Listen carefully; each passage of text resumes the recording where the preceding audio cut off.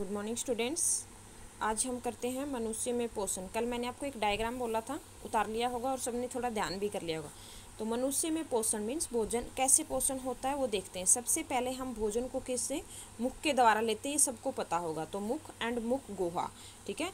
तो मुख द्वारा हम भोजन को ग्रहण करते हैं, ये बताने की बात नहीं, सभी को पता है। उसके बाद में दांत क्या काम करते हैं, भोजन को चबाने का काम करते हैं और भोजन को छोटे छोटे टुकड़ों में तोड़ने का काम करते हैं। तो दांत भोजन को छोटे छोटे टुकड़ों में तोड़ने का काम करते हैं, ठीक है। उसके बाद में जो अपने मुख के अंदर जो जीवा होती है, जीभ होती है, उसके अंदर क्या होता है, लार निकलती हैं, ठीक है। लार निकलती हैं और ये लार क्या करती हैं, भोजन को निगलने में आसानी में सहायता करती हैं, ठीक है। और जो टाइलिन एंजाइम होता है ये क्या करता है, शकरा में बदल देता है, ठीक है। तो देखो, मुख में लार नामक ग्रंथि पाई जाती है जिससे निकलने वाली लार भोजन को निगलने में सहायता करती है। तो ये लार हमें क्या करती है, भोजन को निगलने में सहायता करती है। जैसे कई बार हम अपने पसंदीदा खाना देखते हैं तो हमें लार उत्पन्न होती है, वो सिर्फ पानी ही नहीं होता, उसमें क्या होता है, एंजाइम होता है, ठीक है।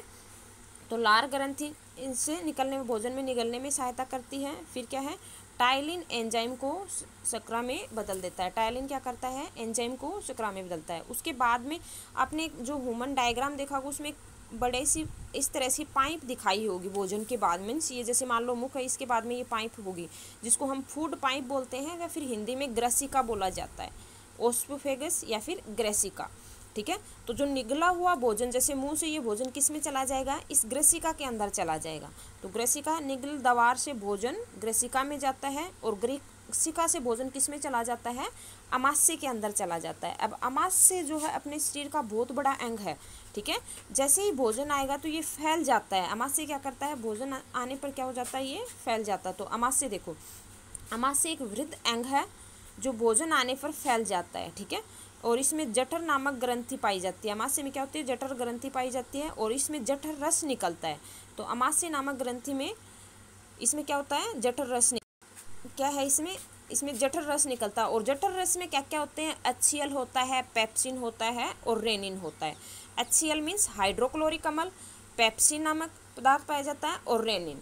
अब ये क्या क्या काम करते हैं, HCl क्या करता है, भोजन को, क्योंकि जो उससे जो ग्रसिका से भोजन आता है वो क्या करता है, भोजन उसमें मीन्स उसमें अम्लीयता प्रदान करता है, ठीक है। उसमें क्या करेगा, उसको अम्लीयता देगा। जैसे आपने सुना होगा ना, एसिडिटी बढ़ जाते हैं। तो कई बार क्या होता है, हमारे स्टमक के अंदर, पेट के अंदर HCl की क्वांटिटी ज़्यादा हो जाती है और ज़्यादा होने की वजह से मीन्स एसिडिटी होती है, तो एक अम्लीय माध्यम तैयार करता है, ठीक है। और भोजन को अंदर हानिकारक जो बैक्टीरिया से होते हैं, जैसे हम भोजन खाते हैं ना, उसके अंदर बहुत सारे बैक्टीरिया होते हैं, तो उन बैक्टीरिया को क्या करता है, ख़त्म करता है।